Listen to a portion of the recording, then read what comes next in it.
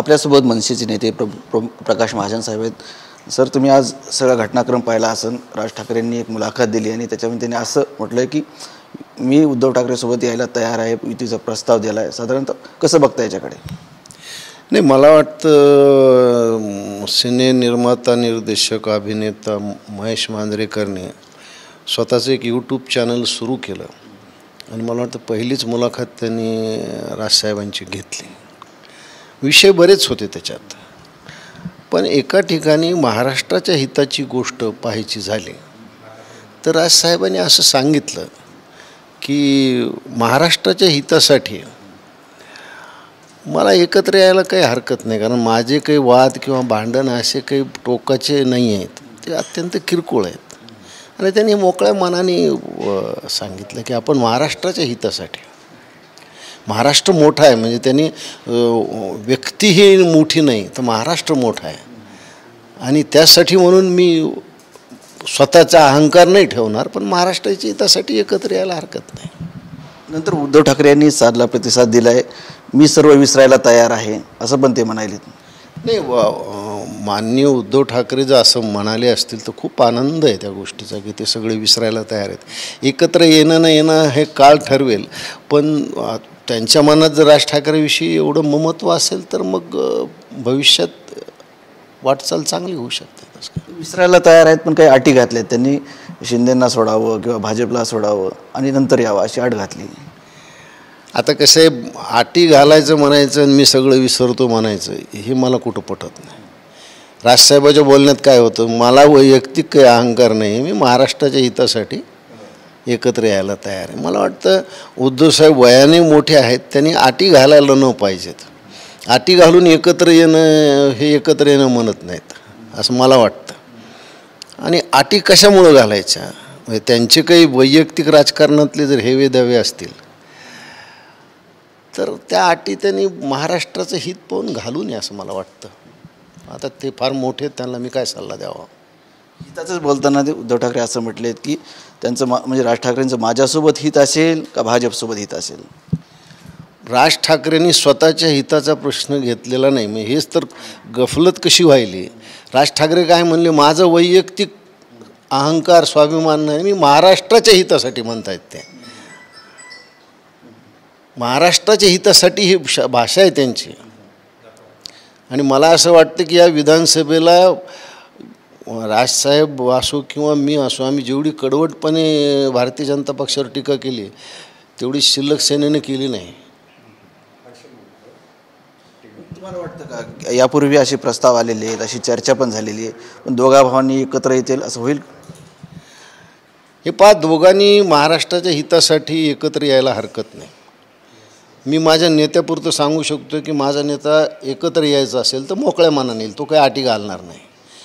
पण जर समोरून जर अटी घालण्यात येत असतील तर ते कसं काय, महाराष्ट्राच्या हितासाठी तुम्ही अटी कशा घालतात मला हेच नाही कळालं. आणि त्याही अटी अशा मी आत्ता सन्माननीय विश्वप्रवक्ते संजय राऊत ऐकत होतो. म्हणजे त्यांना असं वाटतं का की जे त्यांच्यावर घाला, म्हणजे जे काही शिल्लक सेना आहे त्यांच्यावर घाला झाला म्हणजे महाराष्ट्रावर घाला, असं कसं तुम्ही बोलू शकता. तुम्ही म्हणजे महाराष्ट्र नाही आहे. महाराष्ट्र अजून खूप मोठा आहे, तुमच्यापेक्षा तर निश्चितच मोठा आहे. आणि हेच सांगितलं राजसाहेबांनी, व्यक्तीपेक्षा महाराष्ट्र खूप मोठा आहे. आणि हे जे कवटाळून बसलेले आहेत, म्हणजे संजय राऊतसारखे जे सल्लागार आहेत ते व्यक्तिद्वेषानं पछाडलेली आहेत. आणि मग असेच लोक या दोघांना एकत्र येऊ देत नाहीत असं मला वाटतं. म्हणजे थोडक्यात संजय राऊत आज जे राज ठाकरे बोलले किंवा उद्धव ठाकरेंनी प्रतिसाद दिला की आम्ही एकत्र येऊ शकतो, सर्व विसरू शकतो, संजय राऊत खोडा घालतील का त्याच्यात? अटी का घालायच्या? अशा पद्धतीत तुम्ही वातावरण का करताय? ते दोघं भाऊ ठरवतील ना काय करायचं ते.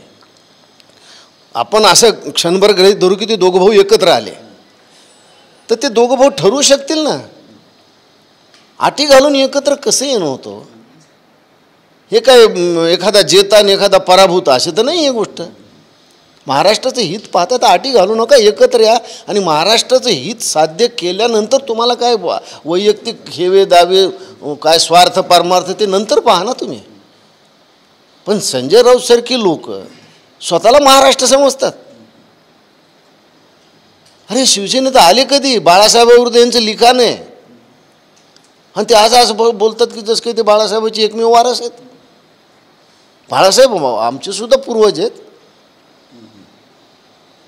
लौकिकदृष्ट्या ते जरी उद्धव ठाकरेंचे वडील असले तर सगळ्या हिंदूंचे, सगळ्या मराठी मनांचे ते आराध्य दैवत आहेत. त्यांच्यावर यांचा कसा हक्क असू शकतो? सगळ्या मराठी माणसाचा हक्क असू शकतो, सगळ्या हिंदूंचा हक्क आहे त्यांच्यावर. छत्रपती शिवाजी महाराज याच्यावर सगळ्यांचा हक्क आहे. आणि छत्रपतीचं नाव, कोण छत्रपतीचं नाव मिटवायला निघाला? 27 वर्ष औरंगजेब इथं राहिला, तो मिटवू शकला नाही. ते कोण मिटवणार आहेत? यांची अवकात काय? आणि जोपर्यंत राज ठाकरेसारखे या महाराष्ट्रात आहेत, छत्रपती शिवाजी महाराजाचं नाव कसं मिटू शकतं? परंतु जेव्हा राज ठाकरे यांनी शिवसेना सोडली, वेगळे झाले, मनसे पक्ष स्थापन केला, जाताना स्वर्गीय बाळासाहेबांची पण भेट घेतली. आता कुठेतरी दोघे भाऊ एकत्र येत आहेत, तर महाराष्ट्रातील जे शिवसैनिक आहेत त्यांची इच्छा आहे की दोघांनी एकत्र यावं, अनेक लोकांची इच्छा आहे, नेत्यांची इच्छा आहे. कोण खोडा घालतं नेमकं दोघा भावाला एकत्र येऊ देत नाही? अशी वक्तव्य केली, जाहीर वक्तव्य केली, हे तर काही बंद खोलीत झाली नाहीत. अशी वक्तव्य झाल्यावर मला सांगा, दोन्ही बाजूनं ज्यांना वाटतं की प्रामाणिकपणे एकत्र यावे, त्यांच्या मनावर काय परिणाम होत असेल याचा? म्हणजे बाळासाहेबांचं एक जुनं भाषण आहे की मराठी माणसाचा शत्रू दुसरा कोण नाही, मराठी माणूसच आहे.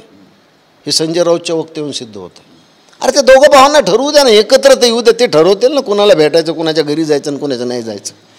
तुम्ही कोण ठरवणार? मी कसं ठरवणार?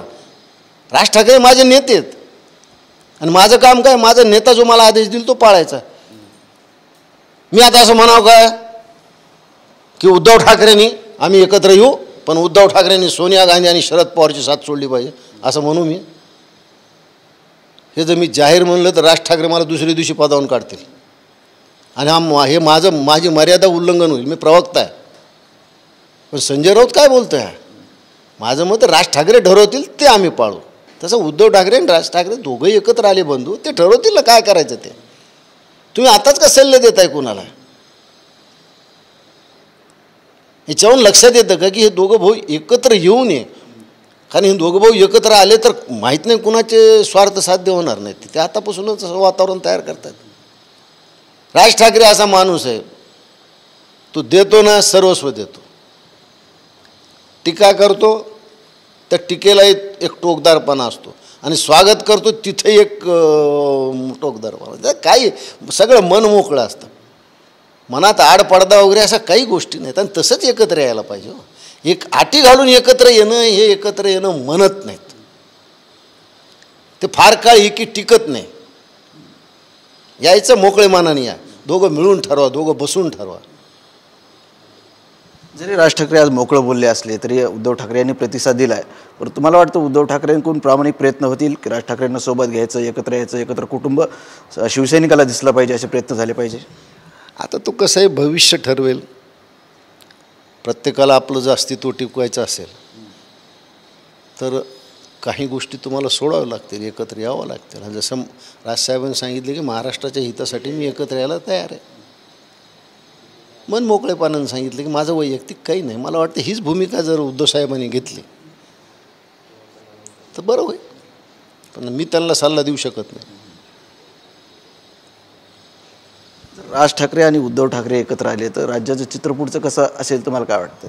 उद्या महापालिकेच्या निवडणुकीत स्थानिक स्वराज्य संस्था आहेत. कसे राजकारणात जर तरला उत्तर काही नसतं, पण असं झालं तर काय होऊ शकतं याची कल्पना मात्र करता येते. वेगळं चित्र निर्माण होऊ शकतं. एक झंझावात मराठी अस्मितेचा, महाराष्ट्राच्या अस्मितेचा हा ज्यावेळेस प्रत्यक्ष येईल त्यावेळेस भले भले महाराष्ट्र विरोधी त्यात वाहून जातील. झंझावात जो बाळासाहेब ठाकरेंचा झंझावात होता तसे पुढे दिसेल आपल्याला? नक्कीच दिसेल, नक्कीच दिसेल. दोघा भावांनी एकत्र आलं पाहिजे. पण मी काय म्हणलं, त्या दोघांच्याही मनावर आहे. त्या दोघांना एकमेकाचे फोन नंबर माहितीत, त्या दोघांना एकमेकाचे घरं माहितीत. आम्ही तिसऱ्याने कोणी बोलण्याची गरजच नाही आहे. एक सहज विषय त्या ह्याच्यावर आला आणि राजसाहेबांनी मोकळेपणानं उत्तर दिलं. मला वाटतं की मी माझ्या नेत्याचं समर्थन करतो. एवढ्या मोकळेपणानं जर राजसाहेबांनी आपली भावना बोलून दाखवल्या तर समोरच्याही माणसाने कुठल्या अटी न घालता मोकळेपणाने यायला पाहिजे. शेवटी हा तो त्यांचा प्रश्न आहे. धन्यवाद. नक्कीच हे होते प्रकाश महाजन. आणि राज ठाकरेंनी जे प्रस्ताव मांडलेला आहे त्याला कुठल्याही अटी घालू नये, अटी घातल्यानं असं काही अटी घालू नये. तसेच जर राज ठाकरे आणि उद्धव ठाकरे एकत्र आले तर या राज्यामध्ये वेगळा झंझावात आपल्याला बघायला भेटेल, असं प्रकाश महाजन यांचं म्हणणं आहे. कॅमेरामन हर्षलचं संजय सर्वदे, TV9 मराठी, छत्रपती संभाजीनगर.